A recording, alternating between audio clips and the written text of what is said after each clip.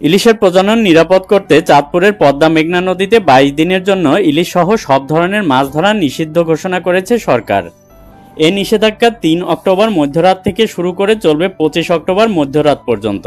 সরকারের এই সিদ্ধান্ত বাস্তবায়নে জেলা প্রশাসন, মৎস্য বিভাগ এবং আইন শৃঙ্খলা বাহিনী ইতিমধ্যে প্রস্তুতি সম্পন্ন করেছে।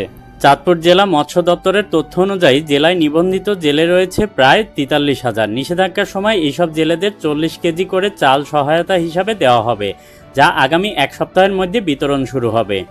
এই সময়কালে পদ্মা মেঘনার মতলব উপজেলা থেকে চর ভৈরবী পর্যন্ত 70 কিলোমিটার নদীপথকে ইলিশের অভয় আশ্রম ঘোষণা করা হয়েছে। নিষেধাজ্ঞার আওতায় আছে মাছ ধরা, বিক্রয় করা, পরিবহন, মজুত সবকিছুই। আইন অমান্য করলে সর্বোচ্চ 2 বছরের কারাদণ্ড, 5,000 টাকা জরিমানা অথবা উভয় দণ্ডে দণ্ডিত হবে বলে জানিয়েছে মৎস্য বিভাগ। চাঁদপুরের জেলা প্রশাসক মোহাম্মদ মহসিন উদ্দিন বলেন, চাঁদপুর দেশের ইলিশের রাজধানী। মা ইলিশকে নিরাপদে ডিম ছাড়ার সুযোগ না দিলে আগামীতে ইলিশ পাওয়া কঠিন হয়ে যাবে। এই নিষেধাজ্ঞা জেলেদের বিরুদ্ধে নয়, বরং তাদের ভবিষ্যতের নিরাপত্তার জন্য। তিনি আরও বলেন, আজ যদি মা ইলিশ রক্ষা করি, আগামীতে নদীতে আরও বেশি ইলিশ পাওয়া যাবে।